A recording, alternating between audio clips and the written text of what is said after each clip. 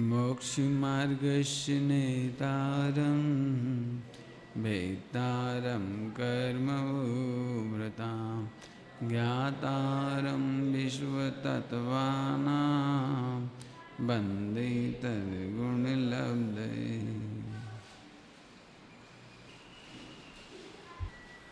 पांच भाव की चर्चा चल रही है। इस पांच भाव की चर्चा में एक चार्ट बताने का मन तो था, लेकिन वो लिखने में टाइम लगेगा, इसलिए मैंने नहीं लिखा। लेकिन यदि आप लिखें तो ज्ञानावर्णी, दशनावर्णी, मोहिनी, अंतराय, आयु छोड़ दीजिए क्योंकि आयु पूरे जीवन पर्यंत है, उसमें कुछ खास बात नहीं है। और नाम कर्म में शरीर की रचना, तो उसे भी एक बार हो गई, वो तो उसका तो भी कोई काम नहीं है। तो दो कर्म का काम अभी अपन ज़्यादा ना देखें, थोड़ा गौण करें। अब बच गए कौन? वेदनी और गोत्र। वेदनी और गोत्र, तो ये 6 नाम लिखे हैं अपन, और फिर 6 की कंपेरेटिव स्टडी करें। कौन कौन से नाम लिखना है? 4 घातीय कर्मों के नाम, वेदनी और गोत्र। आयु पूरे जीवन है। आत्मा का शरीर में रहने को आयु कहते हैं, जब तक रहते हैं उसको आयु कहते हैं, सिंपल सा गणित है। और नाम कर्म में शरीर की रचना, ये जो पूरी रचना दिख रही है ये नाम कर्म। तो इन दो की तो कम अलग से बताने की कोई ज़रूरत नहीं खास, लेकिन जो बताना है वो इन 6 कर्मों में बताना है। ज्ञानावर्णी कर्म का उदय, तो 3 कर्म एक साथ ही चलते हैं, ज्ञानावर्णी, दशनावर्णी, क्योंकि बिना दर्शन के ज्ञान नहीं होता। बिना दर्शन के ज्ञान नहीं होता। देखे बिना ज्ञान होता है क्या? तो यहाँ देखना माने आंखों का नहीं लेना, माने आत्मा में एक दर्शन नाम का गुण है, उससे अवलोकन होता है, देखना होता है, और उस देखने के बाद फिर ज्ञान होता है। मैंने एट ए ग्लांस विजन, ये दर्शन कहलाता है, एट ए ग्लांस विजन। और फिर एट ए ग्लांस नॉलेज, ये मति ज्ञान होता है। और फिर उसमें से अमुक अमुक अमुक ये है, जैसे जो आइडेंटिफाई होता है ना, वो श्रोता ज्ञान हो जाता है। हालांकि थोड़ा थोड़ा आइडेंटिफिकेशन, कॉमन आइडेंटिफिकेशन माने मति ज्ञान, कॉमन आइडेंटिफिकेशन माने मति ज्ञान, और इंडिविजुअल आइडेंटिफिकेशन माने श्रोता ज्ञान, ऐसा हो जाता है। समझाना क्या है मुझे इसमें कि इन 8 कर्मों में से 6 कर्मों का हम विचार ही नहीं करते। 8 ही का नहीं करते यूँ तो, लेकिन मैं आपको एक एक घटना में इन 8 का नहीं तो 6 का प्रयोग करके बताना चाहता था। अभी 2 चीज़ हैं, जैसे ज्ञानावर्णी कर्म है, उसमें उदय भी है और क्षयोपशम भी है। दशनावर्णी में ज़्यादा नहीं समझाऊंगा, जैसा ज्ञानावर्णी का होगा वैसे ही दशनावर्णी का होगा। अब थोड़ा समझाना है मुझे अंतराय कर्म में, वीर्य गुण में। तो इन 2 की स्टडी करेंगे। अब मुझे अच्छा तो तभी लगता है जब मैं लिख देता, तो आप देख सकते थे उसे, लेकिन समय बचाने के लिए अब मैं नहीं लिख रहा हूँ।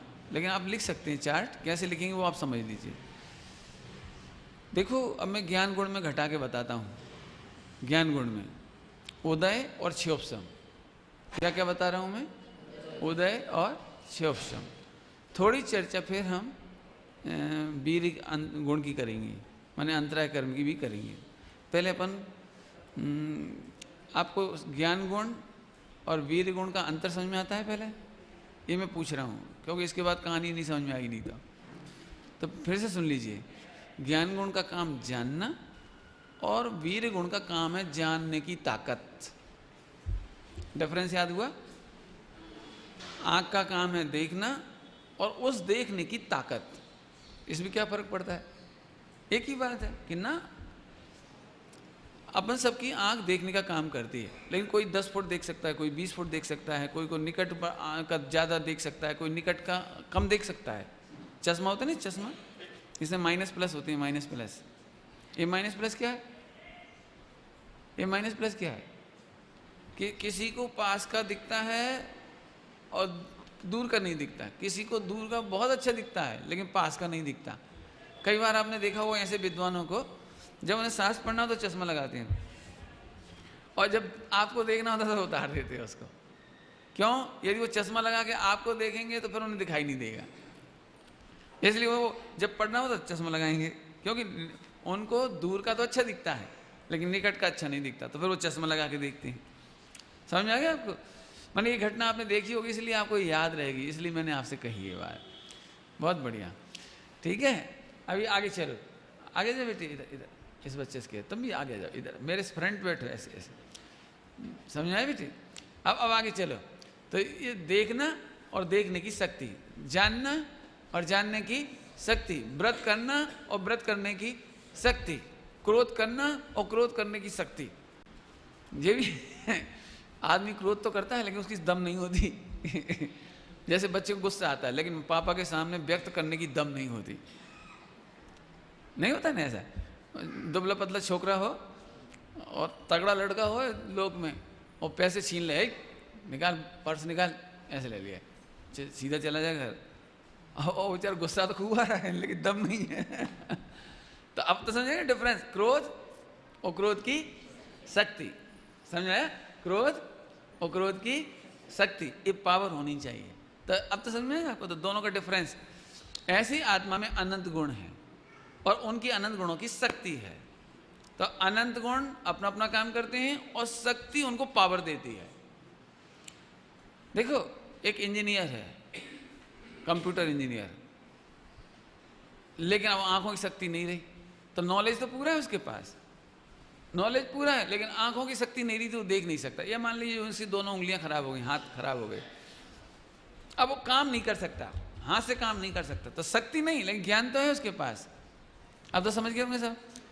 अब मुझे ये समझाना है कि इसके भी असंख्यात लोक प्रमाण भेद हैं, ज्ञान के भी असंख्यात लोक प्रमाण हैं और इससे बहुत शिक्षा दूंगा मैं आपको, और वीर के भी अनंत असंख्यात लोक प्रमाण भेद हैं। और एक एक जीव में, अलग अलग जीव में नहीं, एक एक जीव में। देखो बहुत समझना चाहिए गंभीरता से, थोड़ा सूक्ष्म प्रकरण ले रहे हैं थोड़ा सा। देखो जैसे कोई व्यक्ति, अपन सब प्रवचन में बैठे हैं, तो इसको हम कहेंगे पुण्य का उदय। अब सबका पुण्य का उदय है, लेकिन ये उपचार से कहा आपको साता वेदनी के उदय में प्रवचन सुनने मिले, साता वेदनी के उदय में देवसास गुरु मिले, ये उपचार का कथन है। व्यवहार नहीं से ऐसे ही कहा जाएगा। स्वामी जी इससे भेद विज्ञान कैसे कराते थे? देवसास गुरु मिले वो तेरे पुण्य के उदय से नहीं मिले, वो तो उनका स्वतंत्र परिणाम है। जैसे ऊपर प्रतिमा विराजमान है तो अपन सबका परिणाम स्वतंत्र, उनका स्वतंत्र। तो आप अभी हो, आप लोग सब चले जाओगे, अपन सब चले जाएंगे 100 साल में, तो नई पीढ़ी जाएगी, फिर तीसरी पीढ़ी आएगी, फिर चौथी आएगी। तो जो जो उन्हें देखकर प्रसन्न हो उसे वो पुण्य का उदय, और जो उन्हें देख के दुखी हो उन्हें लेकिन हम पाप का उदय नहीं कहेंगे। क्यों? जिनवाणी की अद्भुत शैली है। जिनवाणी में ज्ञानियों के चिंतन का ही उपचार किया जाता है, अज्ञानियों का उपचार ही नहीं किया जाता। पॉइंट पकड़ में है? कुछ क्या कहा? फिर से समझो, फिर से समझना। देखो अज्ञानियों का उपचार नहीं किया जाता। जैसे मैं पूछूं, बोलो हॉस्पिटल किस में निमित्त है, मरने में कि स्वस्थ होने में? तो आज तक कोई ये उपचार नहीं करेगा कि मरने में निमित्त है। मरते हैं लेकिन मरने में निमित्त हॉस्पिटल नहीं कहेंगे, डॉक्टर नहीं कहेंगे। इसका मतलब जो स्वस्थ होते हैं और जीते हैं उनका उपचार किया जाता है। ऐसे ही मोक्ष मार्ग में भी देवसास गुरु पुण्य के उदय से ही मिलते हैं। ऐसा ही वचन कहा जाएगा। क्यों? क्योंकि जिन जिनको सम्यक दर्शन ज्ञान चारित हुआ वो इनके निमित्त से हुआ। जो मोक्ष में गए, मोक्ष मार्ग में लगे, उन्हें इन्हीं का निमित्त था, इसलिए हम उनका सफल का निमित्त कहेंगे, असफल का निमित्त नहीं कहेंगे। समझ में आएगी ना? तो अब जिनवाणी मिली देश। अब देखो मैं इसमें भी एक भेद विज्ञान की बात बता रहा हूं कि आप इस धोखे में मत रहना, लेकिन कि हमें देवशास्त्र गुरु मिल गए माने मोक्ष मार्ग मिल गया, देवशास्त्र गुरु मिल गए माने हम भगवान बन गए। धोखे में नहीं रहना। कौन का उपचार किया था? सफल जीवों का तुम सफल होगे तो उपचार आएगा, और तुम सफल नहीं आए तो तुम्हें देव शास्त्र गुरु मात्र पर द्रव्य परिणमन है। फिर से बोलूं कुछ सूक्ष्म बात है। देखो स्वामी जी भेद विज्ञान कराते थे, वो बात कह रहा हूं। देव शास्त्र गुरु मिथ्या दृष्टि को मिले कि नहीं मिले? बोलो, मिले कि नहीं मिले? स्वामी जी कहते हैं मिथ्या दृष्टि को कभी भी देव शास्त्र गुरु मिले ही नहीं। समझ में आ रही कोई बात? क्या कह रहे हैं हम? समझ में आ रही कुछ? दिमाग लगाना इसमें। मिथ्या दृष्टि को देव शास्त्र गुरु मिले ही नहीं। क्यों नहीं मिले? क्यों नहीं मिले? क्यों? क्योंकि निमित्त तब कहलाता है जब सम्यक दर्शन हो। सम्यक दर्शन हो तो निमित्त कहलाता है। नहीं, एक काम करो, जैसे आपको समय सार जी बहुत अच्छा लगता है, तो आप जब भी उसे उठाते तो बड़े ऐसे उठाते भक्ति से, और छोकरा को महत्व नहीं आता उसका, उसे इंजीनियरिंग की किताब अच्छी लगती है, तो मम्मी ने कहा बेटे एक ग्रंथ विराजमान कर देना बेटे जरा, बड़े अपन भक्ति से का, उसने एक हाथ से लिया, ले जी, ये फर्क क्यों पड़ गया? अब मैं पूछता हूँ उस छोकरे के हाथ में समय सार आया कि मात्र किताब आई? अब मात्र किताब आई उसके हाथ में, और समय सार जी नहीं आया। ऐसे आप समझना, मिथ्या दृष्टि देव शास्त्र गुरु का दर्शन करता भी है, पूजन करता भी है, उपासना करता भी है, लेकिन वो भाव भक्ति नहीं आती जो सम्यक दर्शन होने पर होती है। इसलिए मिथ्या दृष्टि को देव शास्त्र गुरु नहीं मिले, मात्र पर द्रव्य का परिणमन मात्र मिला, संयोग मात्र मिला, संयोग मात्र मिला। आगे समझ में आया? क्या पॉइंट समझाया? आपको मेहनत करनी पड़ेगी तब आपको देव शास्त्र गुरु मिलेंगे। समझ में आया? मंदिर मिला कि नहीं मिला? बोला ना, मिला कि नहीं मिला? अभी नहीं मिला, मिला तो तब कहलाएगा। एक मरीज स्वस्थ हो जाए तो कहते हैं डॉक्टर मिला, मर ही गया तो क्यों तुमने इलाज नहीं कराया? अरे सब कराया था भैया, सब यमराज हैं। क्यों, क्या बात हो गई? हम तो उनके पास ले गए, उन्होंने 1 लाख का बिल बना दिया और मार डाला। तो मरने वाले को डॉक्टर नहीं मिला, क्या कौन मिला? यमराज। कौन मिला? यमराज, डॉक्टर नहीं मिला। ओह, बहुत सूक्ष्म बात है भैया। देखो वैसे तो वही कथन चलते हैं, पुण्य के उदय से देव शास्त्र गुरु पाए, पुण्य के उदय से नर्तन पाया। अब मैं पूछ रहा हूं, बोलो पुण्य के उदय से नर्तन पाया कि नहीं पाया? पाया कि नहीं पाया? लेकिन जो सड़क पर कॉमन राजमार्ग ऐसी कहा जाएगा, यही कहा जाएगा। क्यों? लेकिन ध्यान रखना, तुम्हारा उपचार नहीं जा रहा है, ये ज्ञानियों का उपचार जा रहा है, जिन्होंने इस देह को पाकर के सम्यक दर्शन ज्ञान चाहिए प्रकट किया, इस देह को पाकर मोक्ष गए, मोक्ष मार्ग में लग गए, तो कहते हैं हाँ धन्य भैया, नरभव का पावना तो पुण्य के उदय से ही होता है। अब नरभव मिला, सम्यक दर्शन नहीं किया, देव शास्त्र गुरु की अर्चना नहीं की, आत्मानुभूति नहीं की, मोक्ष मार्ग में नहीं लगे, शराब दारू पास इसमें लग गए, तो पुण्य का उदय, पुण्य का उदय। बोलो पिताजी ने बेटे को 1 लाख रुपया केस दिया, बोलो पुण्य का उदय कि पाप का उदय? नहीं, अभी कुछ नहीं कह सकते, अभी कुछ नहीं कह सकते। बोलो पुण्य का उदय कि पाप का उदय? 1 लाख रुपया पापा ने दिए, पुण्य का उदय कि पाप का उदय? अभी कुछ नहीं कह सकते अपन। पंडित जी बताओ आगे क्या किया उसने? कि उसने 1 लाख रुपए का बिजनेस करके 10 करोड़ कर गई। अरे तो बहुत बढ़िया, ना वो 1 लाख मिलता ना 10 करोड़ कर पाता। उल्टा कर दो, उसने 1 लाख रुपए की शराब पी ली और कैंसर का शिकार होकर मर गया। अब बोलो भैया, वो 1 लाख रुपए का मिलना वो पाप का उदय है। देव शास्त्र गुरु मिले और फिर भी तुम निगोद चले गए। इसलिए हम निगोदगामी का उपचार ही नहीं करते। हम नहीं करेंगे मंदिर पर उपचार, देव शास्त्र गुरु का पाना, शरीर का पाना, मनुष्य तन का पाना हम नहीं करेंगे। हम कौन का उपचार किया जाता है? ज्ञानियों का, अज्ञानी का किया ही नहीं जाता। लॉजिक याद रखना, नहीं तो तुम घटा दो। अब मैं इसे पत्नी में घटाता हूँ। जैसे पत्नी, बोलो पत्नी पुण्य के उदय में मिलती है कि पाप के उदय में? अब बोलो बोलो बोलो बोलो नहीं। अच्छा मैं बोलता हूँ, सुनो। एक सुंदर लड़की, सब कार्य में सुशील, पढ़ी लिखी, बहुत अच्छी, सब बातें अच्छी, बोलो ऐसी कन्या आपको पत्नी के रूप में मिले और बिल्कुल सीता जैसी साध्वी, सती, धर्मात्मा, बोलो पुण्य का होता है कि पाप का होता है? बोलो ने, बोल नहीं पाते। इतनी अच्छी मिलेगी किसी को, लेकिन मिल गई मान लो तो फिर तो फिर पुण्य का होता है कि पाप का होता है? अब रुक जाओ, अभी एक आध प्रैक्टिकल जाके देखो। जिन लड़कों को लड़की धर्मात्मा मिलती है वो दुखी होता है कि अच्छी पल्ले पड़ गई धर्मात्मा, ना हमारे साथ क्लब में जा सकती, ना होटल में जा सकती, ना सूट पहन सकती, वो कौन सा कहलाता है वो, जीन्स मीन्स। आजकल के लड़के शादी बस गिफ्ट में क्या देते हैं जीन्स। अब ना वो जीन्स पहनती, ना आइसक्रीम खाती, ना होटल में जाती, ना हमारे दोस्तों के साथ डीजे पे डांस करती, किस्मत फूट गई। ले अब बोलो भाई, अब पुण्य का भी पाप का होता है? काय का होता है बोलो? अब वो से वो पाप का उदय हो गया।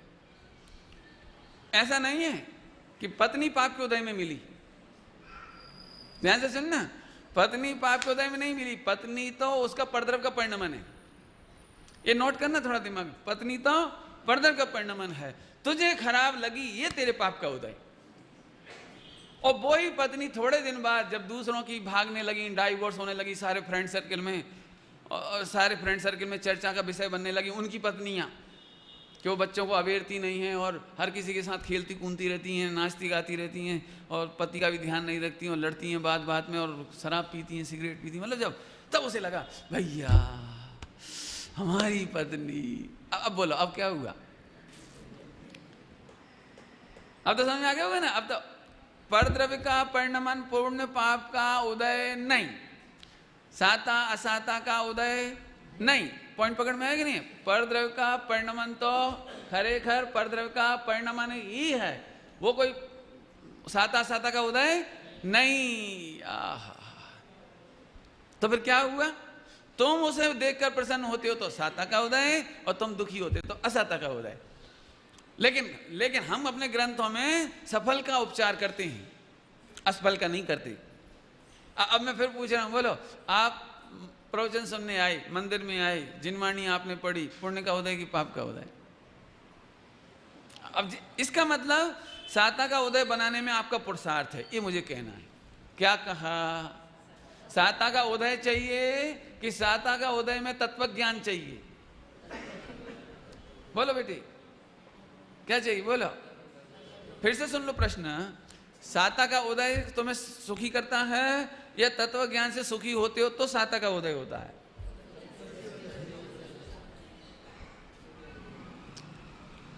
सुखी होने के लिए संपत्ति चाहिए कि संस्कार चाहिए? जोर से बोलो, आवाज नहीं आई, आवाज थोड़ी आई अभी। अब ईमानदारी से कलेजे में हाथ रख के सोचना, अपन बच्चों में संस्कार पर ज्यादा ध्यान देते हैं या संपत्ति जुटाने पर ज्यादा ध्यान देते हैं? बोला भैया हमने तो बेदिन देखे हैं जब कुछ नहीं था, हम अपने बच्चों को बिल्कुल सुखी करके जाएंगे। तो सुखी के नाम पे क्या दे जाओगे आप? पंडित जी हमारे जमाने में तो पापा जी ने ब्लैक वाइट तक नहीं दिया था, टीवी, हम अपने बच्चों को तो होम थिएटर दे के जाएंगे। बहुत बढ़िया। मैंने अपनी सोच कितनी खराब है। इसका मतलब हमने स्वाध्याय किया ही नहीं ना, हमने द्रव्य, देखो हमने दोनों ही चीज घटाई है, द्रव्यानुयोग भी घटा के दिखाया और कर्णानुयोग भी बताया, लेकिन ना हमने कर्णानुयोग पढ़ा, मोही जीव ने ना कर्णानुयोग पढ़ा और न द्रव्यानुयोग पढ़ा। बोलो ये समय सार जी का मिलना पुण्य का होता है, अभी तक आपके लिए पाप का होता है। यदि आपने कोरी पढ़ाई करी, आपने अपना काम नहीं किया तो आचार दे, तो स्वामी जी की भाषा फिर बोलो, आ तो परद्रव्यनो परिणमन छे, खरेखर परद्रव्यनो परिणमन छे, इसमें पुण्य पाप कुछ नहीं। इसका मतलब आगे तत्व ज्ञान करके तुम प्रसन्न हो जाओ तो वो साता का उदय कहने में आएगा, नहीं तो असाता का उदय कहने में आएगा। बराबर? अब आगे चलते हैं अपन। हालांकि मैंने कह दिया साता का उदय कहने में आएगा, लेकिन वो ज्ञानियों का उपचार होता है, ये ध्यान रखना। बराबर? आगे चलो थोड़ा सा। तो अब अपन फिर से, तो अब इतने लोग बैठे, तो अब वेदनी कर्म का उदय कैसे चल रहा है सबको? अब अपन कहीं साता वेदनी का, क्योंकि सब प्रसन्न है, बिना प्रसन्नता के कोई आ ही नहीं सकता। अब वो सम्यक दर्शन वाला नहीं है, वो अलग हो सकता है, लेकिन जितने आए हैं प्रसन्न है, इसलिए सबको काय का उदय चल रहा है इस समय। इसका मतलब जिन लोगों को साता का उदय चाहिए हो उन्हें स्वाध्याय करना चाहिए। जिन जिनको साता का उदय जब जब भोगना हो, जब जब जब जब असादा की कंप्लेंट हो, असादा की टेंशन हो, असादा का दुख हो, तब तब क्या करना चाहिए? स्वाध्याय करके, तत्व अभ्यास करके अपने को भगवान रूप अनुभव करो तो आपको साता हो जाएगी। मैं आपको बिल्कुल प्रैक्टिकल एग्जाम्पल देता हूँ, खासतौर से समाधि मरण का एग्जाम्पल है। जैसे आपको तकलीफ हो गई, मतलब कोई बीमारी हो गई, छोटी बीमारी हो, भले ही बड़ी का नाम नहीं लेता हूँ, छोटी बीमारी हो जाए। अब सब मरीज, सब लोग आपको देखने आते हैं ना, घर में देखने आते हैं, तो दिन भर वही बात करते हैं, अरे आपको सर्दी है, अरे टीबी बन जाती है, जॉइंटिस हो जाता है, और फिर तो बहुत तकलीफ हो जाती है, हमारे वो मर ही गए। अब ऐसे सुन सुन के आपको क्या होगा बोलो, कि नाम मात्र की सर्दी से भी हेडेक हो जाएगा। अब फिर दूसरा व्यक्ति आएगा, भाई वो थोड़ा चेकअप करा लो, आजकल जमाना खराब है, आपने चेक कराया कि नहीं कराया, ब्लड टेस्ट कराया कि नहीं कराया। फिर तीसरा आएगा कुछ, चौथा कुछ, शाम तक आप इतने भारी हो जाओगे जैसे आपको कैंसर हो। गलत कह रहा हूं तो बोलो। इसका मतलब है कुसंग से असाता वेदनी बढ़ती है। सर्दी तो वही की वही है, सर्दी तो वही की वही है जो 3 दिन में ठीक हो जाती है। सर्दी वही की वही है जो अभी भोजन पानी छोड़ दो, केवल पानी पियो बस, पानी पियो बस, और ज़्यादा हो तो नींबू का पानी पियो, निकल गई सफाई छुट्टी। जब हम सफाई करते हैं ना कभी, तो थोड़ा पाउडर और डाल के साफ कर देते, ऐसे सफाई तो हो ही रही, थोड़ा नींबू और डाल दो छुट्टी। लेकिन नहीं, अब इतने टेंशन में जाएंगे। अब सुनो, आपको बहुत बड़ी तकलीफ थी, लेकिन जितनी देर स्वाध्याय होती है, तत्व अभ्यास होता है, चिंता नहीं करो, वेद विज्ञान करो, ये तो भिन्न है। बोलो, मरते समय समाधि हो जाती कि नहीं हो जाती? तो बीमारियां असाता नहीं है, बीमारी तो पुद्गल का परिणमन है। स्वामी जी ने कहा है, आप सुन लेना, ताव आना खरेखर आ देह नो पुद्गल नो परिणमन छे। कल पढ़ा था प्रवचन में, कैंसर की बात आई थी, 91 साल की उम्र में प्रवचन था कल का, तो स्वामी जी ने कहा था, कैंसर आनो छे परिणमन छे, पुद्गल नो मारो नथी। इसका मतलब पुण्य पाप का उदय संयोग में मत देखो। 1 करोड़ रुपया मिल गया, ये पुण्य का उदय मत देखो, ये साता वेदनी का उदय नहीं है। समझ आता कि नहीं आता है? हाँ, तुम उसे देख के प्रसन्न होते हो, इसलिए हम उपचार से कहते हैं पुण्य का उदय। लेकिन कल्पना करो, दिगंबर मुनिराजों को कहो कि आप 1 करोड़ रुपये ले लो और आप संभाल के रखना, और जहाँ लगाना वहाँ लगा देना, तो पता उन्हें क्या लगेगा? ये भैया अच्छी आफत आ गई, हमें लेना एक न देना दो, अब 1 करोड़ संभाल के रखो और बैंक में जमा कराओ, ATM रखो, और फिर तपास करो, इन्हें देना कि इन्हें देना, इन्हें देना कि इन्हें देना, और वही ले दे। इन्हें क्या मिलना है? अब मैं पूछता हूँ, बता, मुनिराजों को 1 करोड़ मिल जाए तो पुण्य का उदय कि पाप का उदय? इसका मतलब 1 करोड़ ना अपने आप में पुण्य का उदय ना पाप का उदय। अब तो समझ में आया आपको? अब बोलो, देह का उपवास, व्रत, उपवास, पूजन पाठ सब कुछ लगा लो आप, सब बोलो पुण्य का उदय कि पाप का उदय? ये तो देह का परिणाम है, इसमें कोई कुछ नहीं। यहाँ प्रवचन सुनते सुनते आप प्रसन्न हैं, ये पुण्य का उदय। आप दुखी हैं, मैं नहीं कहूंगा, ज्ञानियों का उपचार होता है।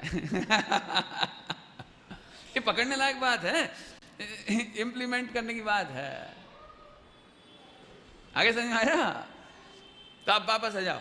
अब यहाँ इतने जीव बैठे हैं, लेकिन इन सबको एक पुण्य के उदय में मिल गया, बराबर, और पुण्य के उदय में मिल गया, लेकिन सबकी शक्ति अलग अलग है। अब इसमें से समझना, शक्ति अलग अलग है।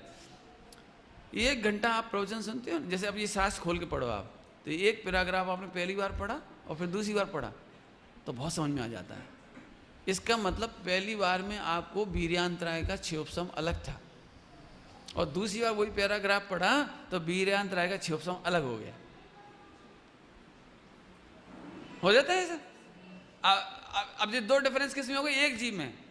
ऐसे इतने सारे जीव हैं, यदि मैं हटाग्रह करूंगी सब समझ लो, मैं सबको समझा के रहूंगा, तो ये मिथ्यात्व है। यदि हम अपने सबसे कहें, समझ लो यहाँ पत्नी सम्यक दृष्टि हो जाए, तो और वो पति पे गुस्सा करे, तुम कैसे मूर्ख हो, हमें हो गया तुम्हें नहीं हो सकता, ये बात झूठी है। जिसको सम्यक दर्शन की ताकत जिस समय आनी है उसी समय आनी है, उसके आगे पीछे नहीं आनी। ये सब बच्चे प्रवचन सुन रहे हैं, समझ में सबको आता है, सबको आता है। क्यों? इनमें एक क्षोभसम है, वीर्यांतराय का क्षोभसम, तो समझ में तो सबको आता है। अब कोई इतना समझता है, कोई इतना समझता है, कोई इतना समझता है, कोई इतना समझता है। ये सब जीवों के वीर्यांतराय का क्षोभसम अलग अलग है। अब अलग अलग जीवों का घटा दिया, इससे क्या फायदा हुआ? कल रात की बात इससे जोड़ दो। अब आखिरी बात कौन सी थी कल रात को? तुलना मत करो। क्यों नहीं करो? 4 लड़के हैं, चारों इंजीनियर नहीं बन सकते, चारों एक से डॉक्टर नहीं बन सकते, चारों की शकल सूरत एक सी नहीं हो सकती, चारों बच्चे एक से कमा नहीं सकते, चारों एक सा बोल नहीं सकते। अब तुलना का ही कर रहे, देख जे इतना अच्छा बोलता है, तू ऐसा क्यों बोलता है? ठीक है, अपन व्यवहार में कहेंगे, लेकिन मिथ्यात्व नहीं कर लेना। क्या? वचन की सामर्थ्य अलग है, मन की सामर्थ्य अलग है, ज्ञान के क्षोभसम की ताकत अलग है। अब फिर से बोलो, ज्ञान आवरणी कर्म की ताकत, अकलंक और निकलंक। अकलंक को एक बार में याद हो जाता था और निकलंक को 2 बार में याद हो जाता था। अब निकलंक को अकलंक बनाने की क्या विधि है? निकलंक को अकलंक बनाने की क्या विधि है? मैं इसलिए पूछ रहा हूं कि आप अपने आप को अकलंक बनाने के चक्कर में क्यों पड़ गए? आपको 10 बार प्रवचन सुनने में यदि समझ में देखो, एक बात सुनना, ये बहुत मार्मिक बात कह रहा हूं, आप किसी की नकल मत करिए। जैसे गुरुदेव को अपन ने प्रवचन सुना तो सब ने कहा हाँ बहुत सारू है, बहुत सारू है, लेकिन भाई साहब आप अपनी कमजोरी खुद पकड़ो। आप 10 बार में समझ पाते हो ना? पहली बार में आप बोलते तो मायाचारी करते हो, और दूसरी बार समझने की कोशिश नहीं करते हो, ये आप अपने साथ अन्याय करते हो। आप उस प्रवचन को 10 बार सुनो और फिर आप ये कहने के अधिकारी हो, आज समझ में आया, आज समझ में आया भैया, क्या करें भैया, कहने में क्या शर्म है, मेरी मोटी इतनी बुद्धि है, 10 बार सुने बिना आते नहीं समझ में। मुझे ऐसे सच में ऐसे श्रोता ईमानदार 4-6 मिल गए अभी तक। वो ये कहते हैं पंडित जी मैं एक प्रवचन को कंटिन्यू, एक ही प्रवचन को, ऐसे नहीं एक आज सुन लिया और फिर 1 आध साल बाद सुना, ऐसे नहीं, मैं एक ही प्रवचन को कंटिन्यू 6 बार सुनता हूँ। और तब मुझे मालूम पड़ता है, आपको आप भी करके देखना, आप भी करके देखना, आप एक प्रवचन को 2 बार सुन के देखना और आप ये कहोगे अरे ये पहले तो मुझे मालूम ही नहीं पड़ी ये बात, ये पॉइंट तो मेरे माइंड में आए। आप देख लेना, क्लियर है। देखो आप मोक्ष मार्ग प्रकाशक जितनी बार पढ़ते हो, बोलो नई नई बात लगती है कि नहीं लगती है? आप तब आपको ऐसा लगता है इसमें हर बार नई नई बात निकलती है। एक्चुअली बहाने निकलती है। यहाँ वीर्यांतराय का क्षोभसम अलग अलग है, यहाँ आपने समझने की शक्ति अलग अलग है। इसका क्या मतलब? इसमें शर्म भी मत करो, मायाचारी भी मत करो। क्या बोला? शर्म भी मत करो।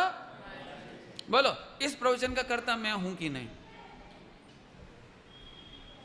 मुझे बहुत क्लियर कट अनुभव है, मैं इनका करता नहीं। क्यों नहीं हूं? यही विषय मैं 15 बार चला चुका, लेकिन जितना अच्छा आज चल रहा उतना अच्छा 14 बार में नहीं चला रहा। और मैं बारंबार चलाते ही इसलिए हूं कि ये विषय नया आता है। होता क्या है, भव्य जीवों के भाग से निकलती चीज। तो अब अलग अलग भाग्यशाली जीव बैठते थे ना, उनके निमित्त से कुछ ना कुछ आता है इसमें। अब आपको क्या लगता है, जैसे बच्चे प्रवचन सुनते हैं तो इन्हें भी कुछ क्यों मिल जाता है? इनके भाग से भी कुछ आएगा, इनके भाग से भी कुछ आएगा। और बाद में मैं क्या करता हूँ, घर जाके सब लिखता हूँ। मैं उल्टा करता हूँ, मैं प्रवचन करने के बाद जाके लिखता हूँ अपने प्रवचन। मुझे प्रवचन करने के पहले तैयारी नहीं होती, मेरा उल्टा काम है। मैं पहले प्रवचन करता हूँ और फिर जाके लिखता हूँ। ऐसे लिख लिख करके मैंने फिर वो नोट से चार्ट बन गए सारे सारे। शर्म की क्या बात है? अब इसमें शर्म की क्या बात है कि मैं 15 बार पढ़ा चुका, कि 10 बार पढ़ा चुका, कि 5 बार पढ़ा चुका। होश में रहो। समझ में आया भैया? माने आपको इसमें शर्म करने की जरूरत है, तो इसका मतलब आप मायाचारी कर रहे हैं। अब मैं इसे मायाचारी कहूंगा। आपको पता है नहीं, आपको 2 बार में समझ में आता है। मैं कई बार एक बात कहता हूँ अपने भाइयों से, प्रवचन सुन के जाते हैं तो 5% पकड़ में आता है। मैं कहता हूँ बेटे चर्चा करो, चर्चा करने से आपको विषय और खुलेगा, फिर पूछो। मैंने कई बार ये बात कही कि देखो आज इसमें बहुत कुछ कहने का मन है, लेकिन अब समय हो गया। लेकिन इसके बाद मुश्किल है कोई एक आध व्यक्ति भी मेरे से पूछे कि और क्या कहना चाहे।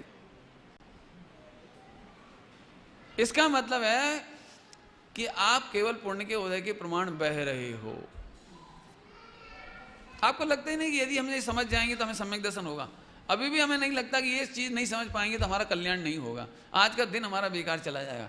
मैं एक बात कहता हूँ, कल्पना करो एक टफ सवाल है इंजीनियरिंग का, और प्रोफेसर कहता है अब टाइम हो गया, नहीं तो मैं इसको ईजी कर देता, और फिर उसे टाइम नहीं मिला, वो चला गया। बोलो जो इंटेलिजेंट विद्यार्थी होंगे वो क्या करेंगे? वो प्रोफेसर को पूछें सर वो मेरे को बहुत टफ लग रहा है, अभी समझ में नहीं आ रहा, आप उस दिन बोल रहे थे कि इजी कर देंगे। सर आपको समय कब है?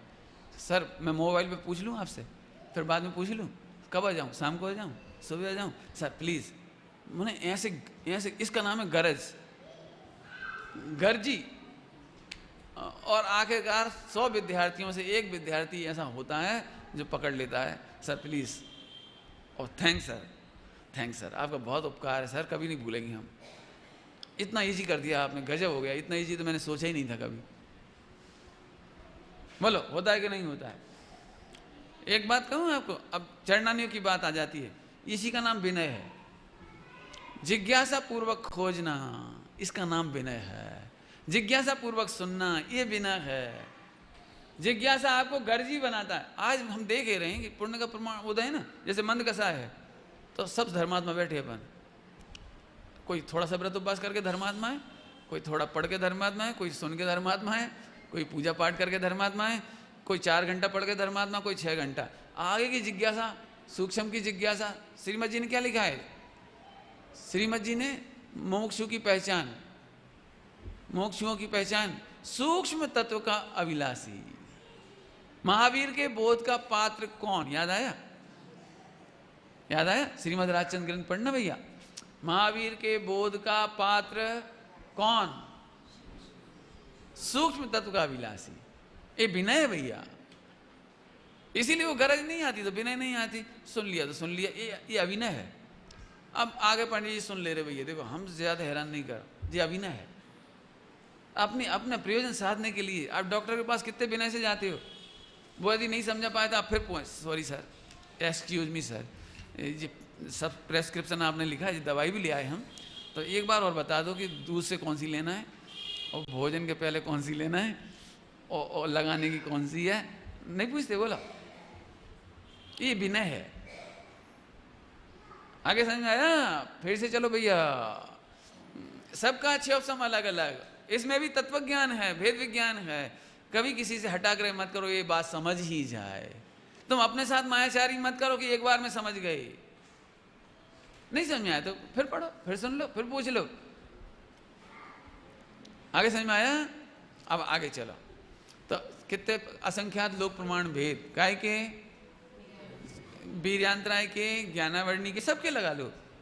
मैं तो इसलिए इसमें घटा के बताना चाह रहा हूं कि आपने आपको जांच करना आना चाहिए कि आप कहाँ खड़े हैं, आपका टैलेंट कितना है। देखो, जो अपनी योग्यता को नहीं पहचान पाता वो तत्व अभ्यास नहीं कर सकता। जो अपनी को नहीं पहचान पाता अपनी योग्यता को, वो मिथ्या संतोष खोजता है। क्या कहा? क्या कहा? जो अपनी योग्यता को नहीं पहचानता वो मिथ्या संतोष खोजता है। अपनी योग्यता नहीं पहचानता तो फिर क्या लगता है, कोई बात नहीं, हम सुन तो रहे कम से कम, ये मिथ्या संतोष। अब और लोग तो सुनते नहीं, हम सुनते तो हैं, 4 घंटा पढ़ते तो हैं कम से कम, 6 घंटा ऐसा तो करते हैं, और व्रत उपवास तो करते हैं, और दान तो करते हैं, ये मिथ्या संतोष है तेरा। फिर समझो भैया, आप अपनी योग्यता पहचानो। जैसे ये बच्चा है, बोलो क्यों बेटे टेबल याद की? पहाड़ी क्या बोलते हो आप? धोरण क्या? टेबल, टेबल इंग्लिश में टेबल ही बोलते हैं ना, पहाड़ा। तो कितने पहाड़े याद किया आपने? अब ये बच्चा और ये बच्चा, दोनों की कैपेसिटी अलग अलग है।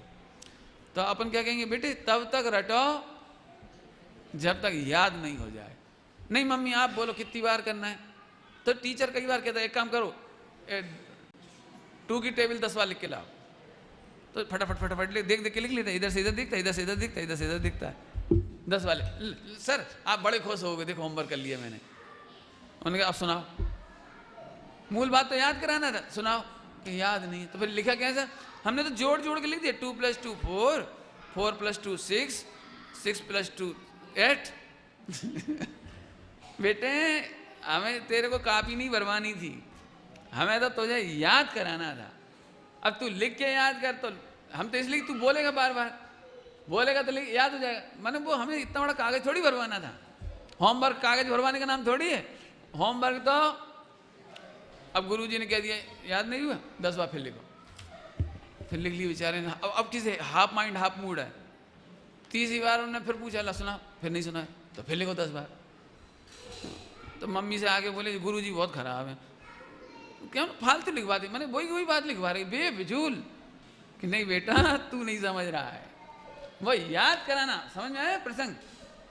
अब मैं आपसे पूछता हूँ, जिस प्रकार से सम्यक दर्शन करो, अब एक बार में हो तो एक बार में करो, 10 बार में हो तो 10 बार में करो, 20 बार वेद विज्ञान करना तो 20 बार करो, पढ़ के हो तो पढ़ के करो, सुन के हो तो सुन के करो। इसका नाम है ऐकथमपि मृतवा, मर पच करके भी तत्व का कोतूहली हो। बहुत बहुत बड़ी बात कह रहा हूँ। अब आप कितनी समझ रहे हो मुझे नहीं मालूम, लेकिन बहुत समझने की बात है। हम रूटीन वर्ग में क्यों स्वामी जी ने कही थी एक बात कि एक भाई मिला, तो जब उसे मालूम पड़ा ना स्वामी जी ने 19 बार प्रवचन करी, तो ऐसे समय सार में क्या है ऐसा, मैंने तो 15 दिन में पढ़ लिया। तो स्वामी जी ने हाँ भाई 15 दिन में पढ़ लिया, इसका मतलब पढ़ा नहीं है तूने। बोलो ईमानदारी से बोलो, स्वामी जी ने 19 बार प्रवचन किए, कितनी खिलावट आती चली गई बोलो उन प्रवचनों में। इससे पता लगता है भैया देखो अपने साथ अन्याय नहीं करा, रट करके संतुष्ट मत हो जाओ। कुछ जीवों में रटने की शक्ति है, ये वीर्यांतरा का क्षोभसम, समझने की शक्ति नहीं है, ये वीर्यांतरा का उदय। फिर किसी में ध्यान से सुनना, आगे गाड़ी बढ़ गई पॉइंट बदल रहा है, और किसी में समझने की शक्ति है लेकिन निर्णय करने की शक्ति नहीं है, ये भी वीर्यांतराय का उदय। समझ गया ये क्षोभसम, समझ में आ रहा कि नहीं? उदय में क्या है, काम होता ही नहीं है। क्या कहा उदय की पहचान क्या है? काम होता नहीं है। और क्षोभसम का की पहचान है कि कुछ काम होता है। क्षोभसम का क्या पहचान है? कुछ जानना होता है, कुछ काम की शक्ति होती, कुछ, सब नहीं। सब हो जाए तो छाइक, कठिन तो नहीं लग रहा? समझ में आया? फिर से कुछ भी काम नहीं होए, इसका नाम उदय। ज्ञानावरणी कर्म के उदय में बिल्कुल जानना नहीं होता, और जितना थोड़ा बहुत जानते हैं उसका नाम क्षोभसम, और पूरा जान ले तो क्षय। आगे समझ में आया? आगे समझ में आया? फिर से तो अब अपने में जांच करके देखो, अपने में से कई लोगों को पढ़ने की शक्ति है लेकिन समझने की नहीं होती, ऐसी भी होती है। एक महिला थी और वो सठखंडागम ग्रंथ पढ़ रही थी 60-70 साल की उम्र में। तो फूलचंद जी को बड़ा आश्चर्य हुआ। फूलचंद जी ने पूछा माता जी आप क्या पढ़ रही हो? बोले सठखंडागम। तो बोले समझ में आता है? तो बोले बेटा समझ में तो नहीं आता, लेकिन इसलिए पढ़ती हूँ कि आचार्यों ने क्या उपकार है, पहले अनादर किया होगा पढ़ने का, तो आज मुझे समझने की शक्ति नहीं रही। आज मैं समझने की शक्ति तो नहीं, लेकिन पढ़ने की शक्ति है तो मैं पढ़ रही हूँ। भविष्य में मुझे समझने की शक्ति आ जाएगी, अगले भाव में भी समझने की शक्ति आ जाएगी। उसका उद्यम अभी से कर रही हूँ, उसका बीज अभी से बो रही हूँ। समझ में आया कुछ? समझ में आया कुछ? आप ये बहाना मत करो हमें समझ में नहीं आता है तो छोड़ दिया, इसका मतलब अगली बार आपको सुनने को भी नहीं मिलेगा। समझ में नहीं आए तो अभी सुनो, क्योंकि अभी सुनोगे तो अगली बार समझने लायक हो जाओगे, समझोगे तो निर्णय करने लायक हो जाओगे, निर्णय करोगे तो अगली बार में या इसी भाव में जब भी तुम्हारी योग्यता जैसी हो तो तुम प्रतीति करने के लायक हो जाओगे, और फिर प्रतीति करते रहोगे तो स्थिरता के लायक हो जाओगे, और स्थिरता के लायक होगे केवल ज्ञान हो जाएगा। पॉइंट पकड़ में आया कि नहीं? एक से स्टेप के नहीं है अपन सब समझ में नहीं आता तो ये सुनो, ये तो समझ में तो आते नहीं, सुने क्यों? कि सुनने से समझ में आएगा। स्वामी जी ने दृष्टांत दिया था, परसों दिया था कि एक नरोत्तम नाम का टीचर था पढ़ा था परसों के प्रवचन में। नरोत्तम नाम का टीचर था, बहुत अच्छा था, अकेला रहता था, तो घर में दाल रोटी खुद ही बनाता था। तो जो अच्छे इंटेलिजेंट जो 2-4 छोकरे होते थे उसको वो घर बुलाता था। स्वामी जी ने सुनाया उसमें। और घर बुलाते थे और फिर वो दाल रोटी बनाते जाते थे और वहीं से वो बोलवाते जाते थे, समझाते जाते थे, पढ़ाते जाते थे ऐसे। तो फिर वो एक शर्त थी उसकी। क्या शर्त थी? वो 2-4 छोकरे होते थे जो 100 बच्चों में से, और 2-4 छोकरे जो इंटेलिजेंट होते उनसे कहते थे घर से बाँची ने आप जो घर थी बाँची ने आप जो। तो मतलब देखो स्वामी जी का वो दृष्टांत सुनाया उन्होंने। ऐसे हम आपसे कह रहे हैं भैया, बोलो आपको सम्यक दर्शन। और आज एक काम करो, आज का प्रवचन आप 25 बार सुनना। मैं ऐसे नहीं कह रहा मेरा प्रवचन अच्छा है, आपकी एक शिकायत है सब लोगों की, सम्यक दर्शन कब होगा, सम्यक दर्शन कब होगा। पंडित जी हम इतने साल से पढ़ रहे हैं, हम इतने साल से सुन रहे हैं, हम इतने साल से कर रहे हैं, हम इतने साल से कर रहे हैं। उसका जवाब है वीर्यान्तराय का क्षोभसम। बोलो आपको समझने की शक्ति बढ़ाना माने वीर्यान्तराय का क्षोभसम बढ़ाना है कि नहीं बढ़ाना है? समझने की शक्ति बढ़ाना है कि नहीं बढ़ाना है? तो समझने की शक्ति इक्वल टू वीर्यान्तराय का क्षोभसम बढ़ाना है कि नहीं बढ़ाना है? ये उसकी विधि है कि आप अपनी टैलेंट को खुद देखो, और यदि एक बार में समझ में नहीं आता तो जिंदगी में कभी ऐसी गलती मत करो कि एक बार समय सार फटाफट पढ़ते चले जा रहे, आप अपने पैरों पर कुल्हाड़ी पटक रहे हो। जैसे इन बच्चों को यदि 10 बार में याद होगा तो 10 बार में टेबल याद करो, 20 बार में हो तो 20 बार में करो। और बच्चे से कह दो देखो बेटा लिखवाना हमारा प्रयोजन नहीं है, आप तो किसी तरह से याद कर लो बस। तो फिर बच्चा पूरा फुल कंसेंट्रेट होकर क्या करता है, कागज नहीं भरता, होमवर्क नहीं रटता, फिर वो दिमाग से समझता है उसको और फिर उसको रटता है, फटाफट कर लेता है। ऐसे आप अपने टैलेंट को चेक आउट करो। लोग में ऐसे ही तो करते हो, बोलो कैसे करते हो, बिजनेस कैसे करते हो? बोलो डॉक्टर के पास सब तरह के मरीज आते हैं। कुछ मरीज ऐसे थे वो प्रेस्क्रिप्शन लिखते हैं ना, उसको पढ़ के ही समझ जाते हैं, तो इतनी ताकत है समझ जाते हैं, उसे कोई मतलब नहीं हो, बार बार नहीं पूछता। यहाँ तक कि प्रेस्क्रिप्शन का कागज तक नहीं उठा के रखता, उसको दवाइयों के नाम तक याद हो जाते हैं। ऐसा भी होता है।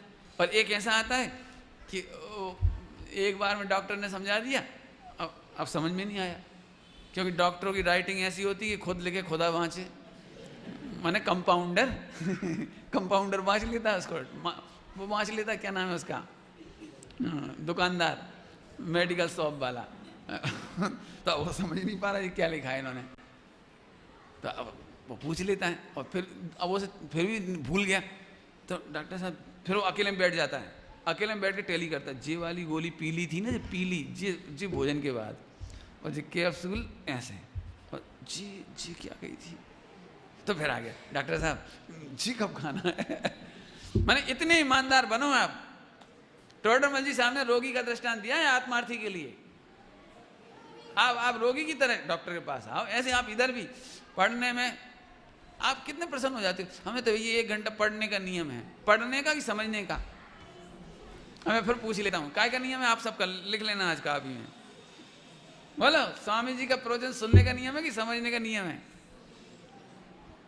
समझने में तो भाई साहब 4 बार पढ़ना पड़ेगा आपको, हो सकता है 6 बार पढ़ना पड़े, 3 बार पढ़ना पड़े, और फिर भी नहीं समझ में आए तो ये कैप्सूल कब खाना है पूछो। बहुत हृदय से कह रहा हूँ, सच में बहुत हृदय से कह रहा हूँ। लोग बहुत आते हैं मेरे पास, पंडित सम्यक दर्शन कब होगा? तो हम एक ही उत्तर है क्रमबद्ध, ज्यारे थसे त्यारे थसे, हम क्या करें। समझ में आया कि नहीं? आपको क्षोभसम बढ़ाने का उपाय बता रहे हैं। हालांकि इसमें कर्ता कर्म नहीं, एक कर्तव्य है। माने you have to alert yourself, you have to focus yourself. माने आप अपनी लाइफ को फोकस कीजिए वहां पर, केवल ऐसे नहीं। स्वामी जी एक बात कहते थे, समय सार जी ऐसे नहीं बाँचना जैसे छापा बाँचते हैं। छापा अखबार की तरफ बढ़ लिया, कोई मतलब नहीं, बस खत्म। हाँ समझ में आया कि नहीं आया? आगे चलो। तो क्षोभसम बढ़ाने का उपाय अपने आप को चेकआउट करो, हमें कितनी बार में समझ में आता है, कितनी बार में याद होता है। फिर से बोल देता हूँ, कितने जीवों के भाग्य में पढ़ने का भी क्षोभसम नहीं है। मन इतना वीर्यांतराय का उदय है कि सामने ग्रंथ रखा रहता है लेकिन उसको उठा के नहीं पढ़ती।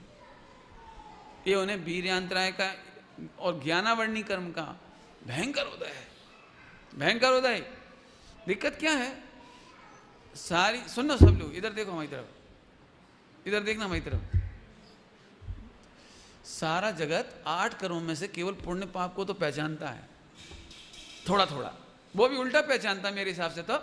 लेकिन जितना ज्यादा दुखी सुखी होता तो कायम होता है। इज्जत आबरू पैसा इज्जत, बस वही खाना पीना, बस मन इतना मिल जाए तो मोक्ष। रोज डफर सिस्टम मिल जाए खाने पीने को, घर में बनाना नहीं पड़े और रोज क्रिकेट पर मैच आता रहे और करोड़ों की इनकम हो जाए, इसके बाद मोक्ष चाहिए अपने को। मैंने आप ज्यादा से ज्यादा परिचय कहां तक है आपका? पुण्य पाप तक, बहुत स्थूल। लेकिन भाई साहब ये असली पीड़ा बता रहा हूं, जहां आत्मघात, आत्मघात समझते हैं? घातीय प्रकृति माने आत्मा के अनुजीवी गुणों का घात, माने ज्ञान का घात, दर्शन का घात, वीर का घात, क्षयोपम का घात। इसका मतलब आप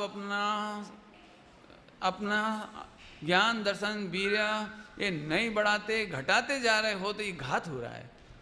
देखो ये मौका चूक जाओगे तो फिर सम्यक दर्शन की बात कोई कहने वाला नहीं मिलेगा। अगले 84 लाख योनियों में पता नहीं कहां तुम्हें कोई ये बात सुनाने वाला मिलेगा, ग्रंथ नहीं मिलेगा, तुम्हें कान नहीं मिलेंगे। ये काय का उदय चल रहा है सारा? काय का उदय चल रहा है? सुनने की शक्ति नहीं रही, ये वीर्यांतराय का भयंकर उदय। कान ही नहीं रहे, ये वीर्यांतराय का भयंकर उदय। रचना नहीं है वो नाम कर्म की, लेकिन सुनने की शक्ति ही नहीं मिली। जैसे अभी कोई मनुष्य है और सुनने की शक्ति नहीं, बहरा है वो, तो क्या हुआ जी? उसको सुनने की शक्ति का वीर्यांतराय का भयंकर उदय, बेचारा सुन नहीं सकता। आचार्य देव ने तो बड़ी करुणा करके अपने से लिखा है, आहा जो जिनवाणी नहीं सुनते वे बहरे ही हैं। जो सुनने योग्य वचन नहीं सुनते, जिन वचनों को नहीं सुनते, लिखा है, कहीं लिखा है, बहुत लिखा है, पढ़ लेना आप। पारसनाथ भगवान के पुराण में बहुत विस्तार से लिखा है। बहुत, लूला कौन है, लंगड़ा कौन है, बहरा कौन है, अंधा कौन है, ऐसे ढेरों प्रश्न पूछे उसमें। आप इस बारे में समझ जाओ बस। जिनवाणी स्तुति पढ़ते हो आप? जिनवाणी स्तुति, जो न सुनत है जा जिनवाणी, सैनी हो के असैनी है हम जानी। समझ में आए बेटे? क्या सैनी माने?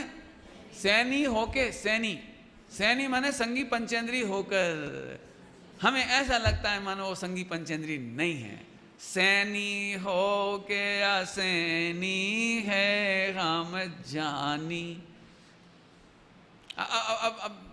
अब कह सकते हैं हे अंध प्राणियों कहाँ लिखा है ये? अंध प्राणी कहाँ लिखा है? कौन ने लिखा है? कौन ने लिखा है? हैं?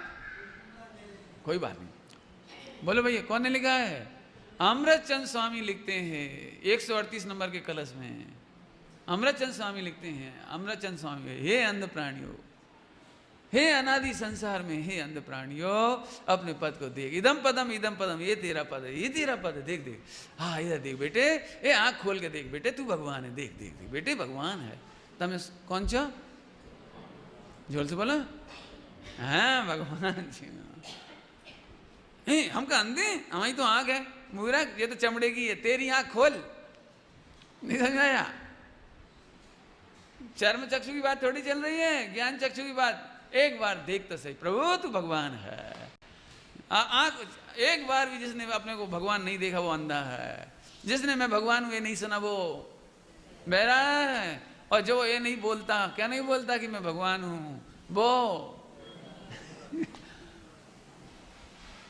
घर में जाके गूंगे मत हो जाना। सही में आनंद तब आए जब अपनी बहू को भगवान आत्मा देखो और बहू सास को भगवान आत्मा देखे। अब देखो कितनी बढ़िया समाधि होगी, जोरदार, कैसा बढ़िया प्रेम का वातावरण होगा। एक दूसरे को भगवान देखो तो सही जरा। लेकिन अंधा प्राणी वो यही देखता है, चर्म चक्षु चर्म ही चर्म देखता है। ये तो जैन में नहीं, अजैन में लिखा है। अष्ट बक्राचार्य थे, अष्ट बक्राचार्य नाम सुना है? अष्ट बक्राचार्य नाम सुने? अब सुन लिया बस। अब कभी सुनोगे तो तुम याद आ जाएगी झट। अष्ट बक्राचार्य थे, उनका शरीर ऐसे 8 जगह से टेढ़ा टेढ़ा था ऐसे, लेकिन इंटेलिजेंट बहुत थे। गुरु थे उनके, माने राजगुरु थे, राजगुरु, और बड़े विरक्त थे, लेकिन 8 जगह से ऐसे टेढ़ा शरीर था। तो जब राज दरबार में पधारे तो सब हंसने लगे, उनकी टेढ़ी चाल देख के, टेढ़ा शरीर देख के हंसने लगे। तो बोले, हे राजन, मैंने तो सुना था कि आपके यहाँ बड़े ज्ञानी धर्मात्मा पुरुष हैं, लेकिन तुम्हारे यहाँ तो सारे के सारे चमार ही चमार हैं।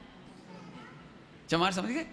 चर्मकार, चर्मकार, चर्मकार का शॉर्ट फॉर्म है चमार। सब चमार ही चमार है। तो सब चुप। कि महाराज क्या गलती हो गई, क्षमा करें, बताइए कैसे चमार हैं? ये मेरे बड़े वेदांती हैं, ये मेरे फला वैसे हैं, ये बहुत बड़े ज्ञानी हैं और बड़े टैलेंटेड और वीर शिरोमणि हैं। अरे बोले, ज्ञानी तो उसे कहते हैं जो ज्ञान नेत्रों से देखे। इन्होंने चर्म नेत्रों से चमड़ा देखा और हंसने लगे। इसलिए मुझे लगा कि शायद ये सब चमार होंगे, इन्हें चमड़े की पहचान अच्छी है। समझ में आया कि नहीं? ए भैया, अंधे होना है कि नहीं होना है? पूजन अंधे होना है कि नहीं होना है? तो अपने भाई में, अपने माता पिता में क्या देखोगे? ज्ञान नेत्रों से भगवान देखे।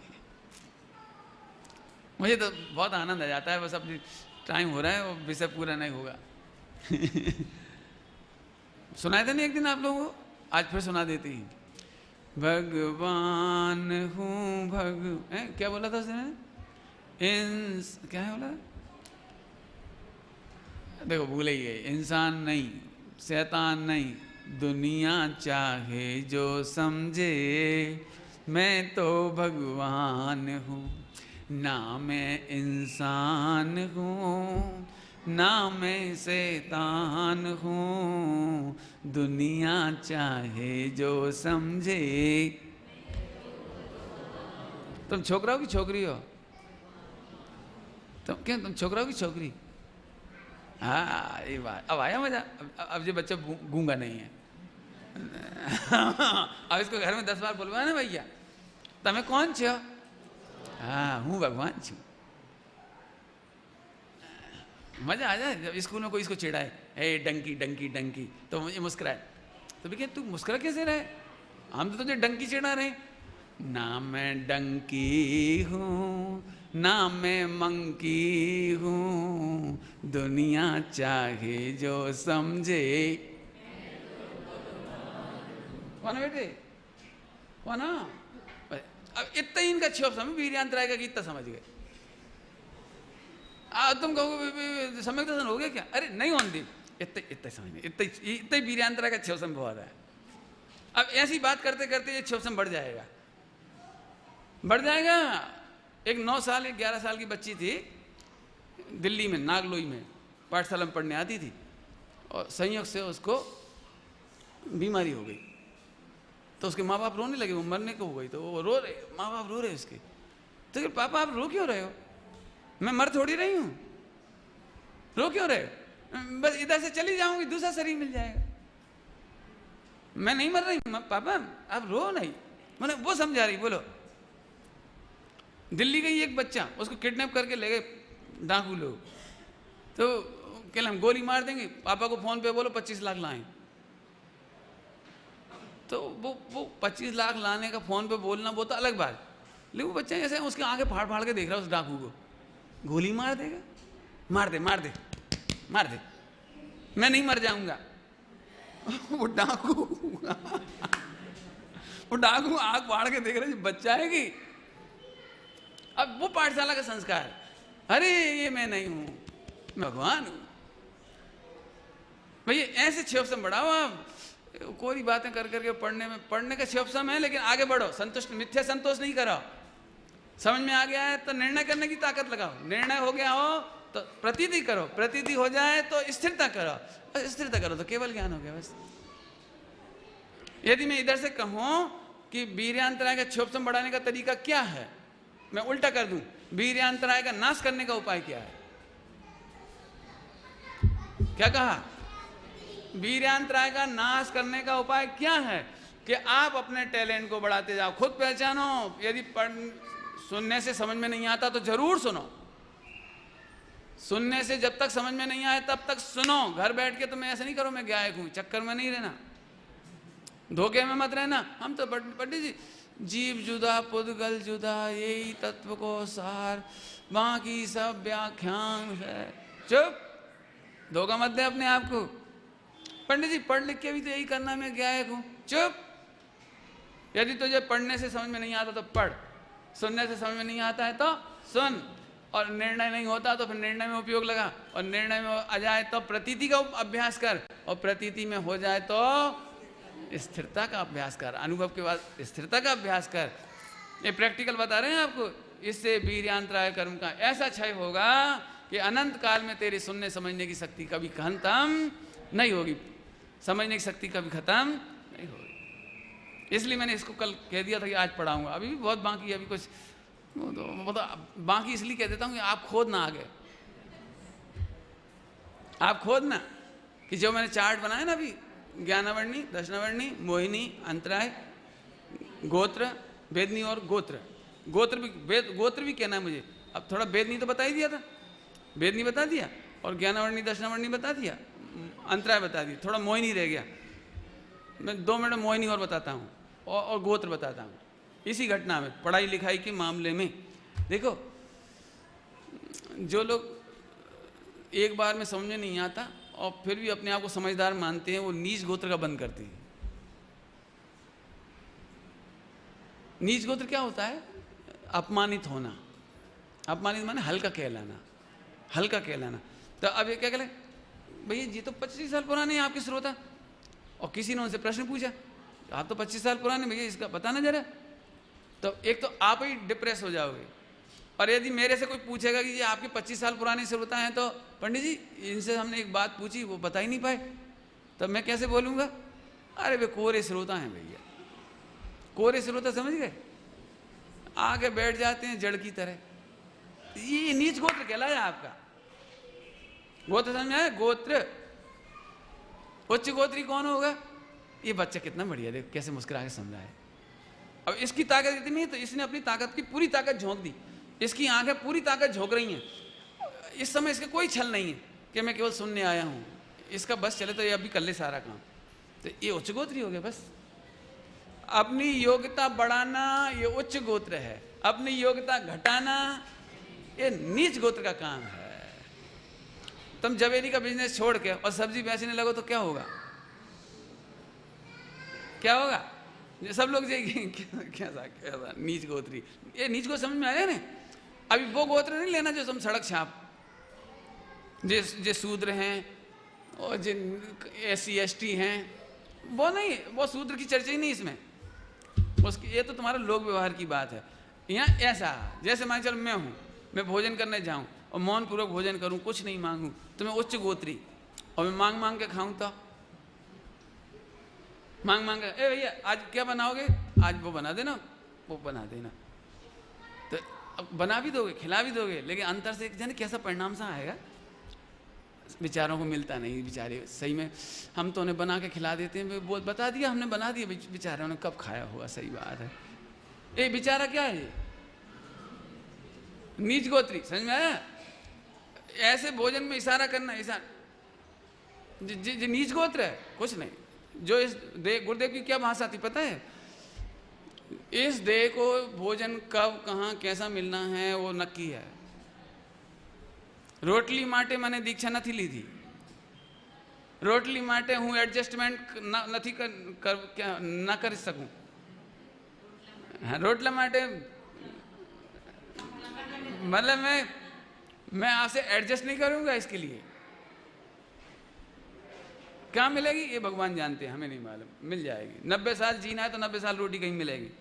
इतना ऐसे ऐसे, इसलिए हम आज उनकी उच्च गोत्र की तारीफ करते हैं, आज तक उच्च गोत्र की तारीफ करते हैं।